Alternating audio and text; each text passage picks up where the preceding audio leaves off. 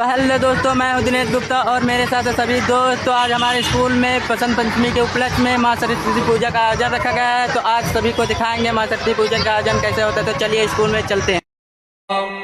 स्वस्ति न इन्द्रो वृद्धश्रवाः स्वस्ति न पूषा विश्ववेदाः स्वस्ति न स्वस्ति न इन्द्रो वृद्धश्रवाः स्वस्ति न पूषा विश्ववेदाः स्वस्ति ॐ भूर्भुवः स्वः तत्सवितुर्वरेण्यं